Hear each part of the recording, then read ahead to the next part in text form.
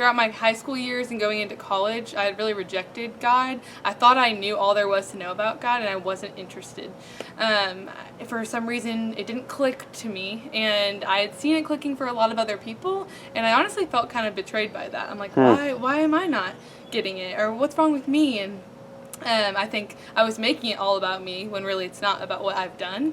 And that was the biggest barrier to me knowing Jesus. But he graciously showed it to me on the college campus. A girl in my sorority, which is a very lost place on the college campus. In Arkansas, there's 450 girls in every sorority. So tons of girls that are all partying together, living the college scene to the max. And that was really attractive to me at first. And then it wasn't, it got old. And eventually a girl in my sorority shared the gospel with me, and she really explained to me what Jesus means, the significance of me being made right with God, and how it's not about what I've done and solely about what Jesus has done.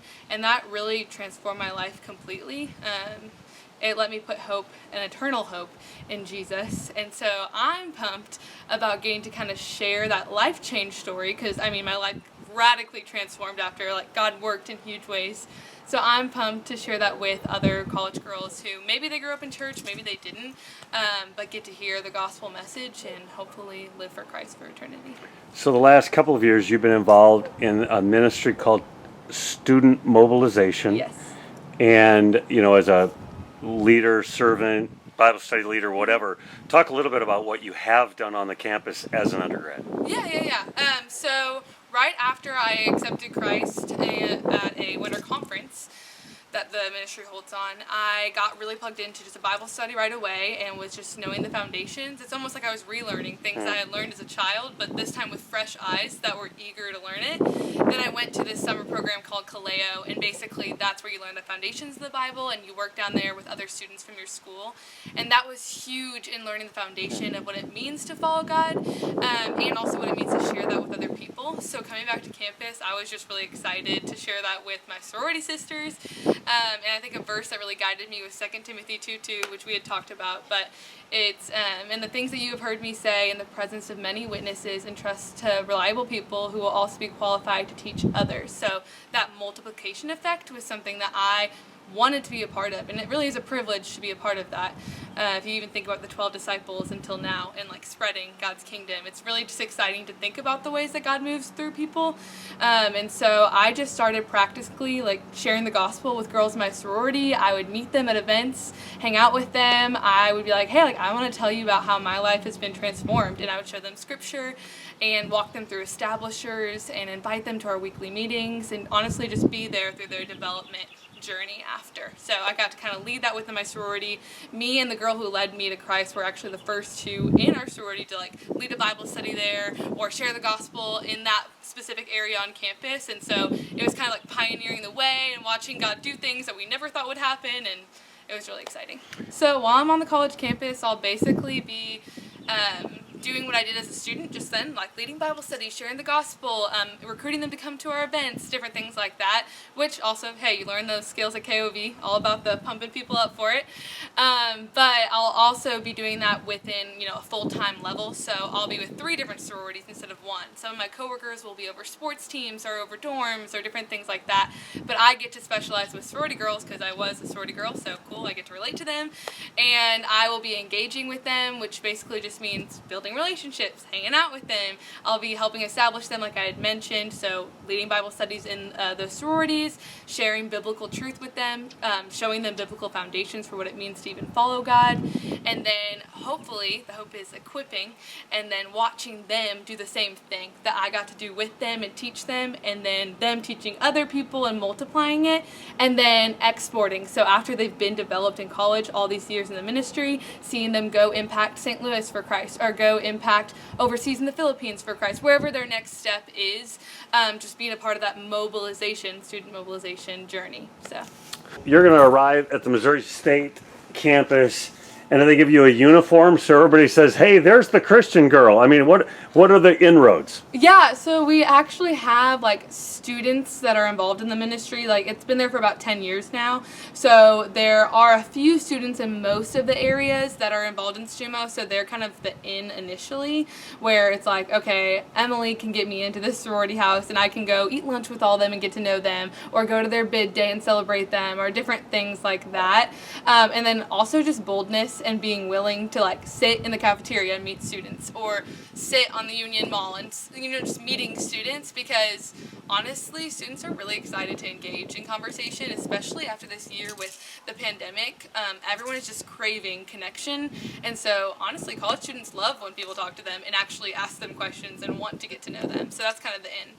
How can people engage with you financially Yeah. to help bring the gospel to Springfield, Missouri, and, Yeah. and college kids that are coming from St. Louis and all the different places? Yeah. How can they plug in with you? Yeah, so I am doing full-time ministry, so all day, every day, and I have the accountability aspects of it. I'm doing it with a team, which is fun, but unable to do it all day, every day, I have to support race. And so kind of how that looks is monthly partnerships, so any amount that people feel comfortable, or annual partnerships, aka having an incoming salary and ministry funds, that kind of thing.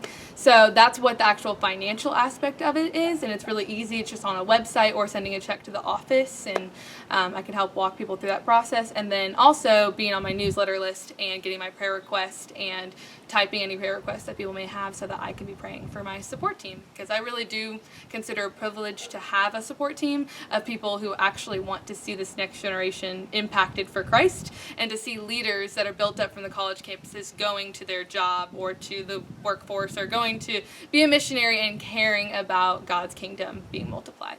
So your name is Carolyn Smith, That is my name. but you are a Renaud. I am a Renard, And kind of. so people here at Southgate will track with your mother's maiden name. Yes, Joan Renaud. And so you grew up over at Lighthouse Church with our friend Bob and Dorothy Yeah. Wells. Talk a little bit about the extended Renaud clan. That they dominate all of St. Louis. They're everywhere. You're probably going to meet a Renaud or a married in Renaud at some point in your St. Louis journey, which is really sweet. And honestly, they're an incredible example of what it means to love the Lord actively. And so I feel like it's a privilege to be a part of the family. But yeah, when I say the word Renaud, most people know at least one of my family members, which is fun. But talk about your long-term commitment there at Missouri State, and your desire and passion for that. Yeah, the main reason that I signed a 3-year commitment is because I want to be a part and want God to use me to be a part of a multiplying movement. So it's just kind of like you get to see over the years how people that you get to develop and pour into are also pouring into other people, and just be a part of establishing. It's kind of like a mini church plant in a way, because you're making sure they're developed and actually able to teach others what they're doing. So I get to be a part of that for 3 years. Kind of like how I like to explain it is, there was a girl named Natalie at the University of Arkansas who did not grow up in church and had actually never heard the gospel practically played out or seen it played out in her life.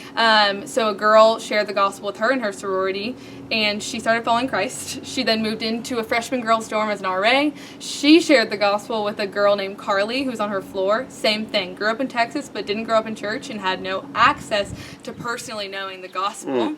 Then Carly gets pumped up and wants to see girls in my sorority know Christ, and that's when Carly met me and impacted my life. And then I then came in the next fall after accepting Christ, and I had been really equipped at that summer program of just learning how to share the gospel actively.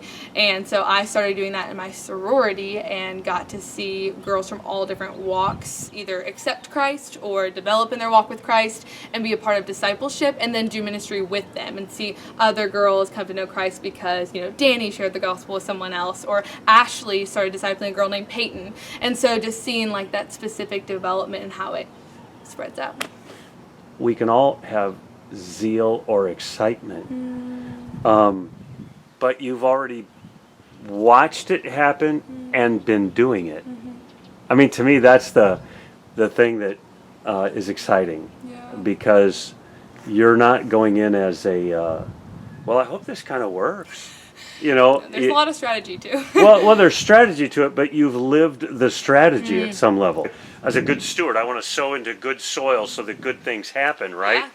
Yeah. And so when I think about the stories you told me the other day, and we just retouched them here, they're like real life human beings that are now today walking with the Lord, and not just they came to my meeting. We had 8 people at the meeting, but this girl is impacting this girl, and so forth. Yeah. A final thing. So, sororities are like not the holiest of places.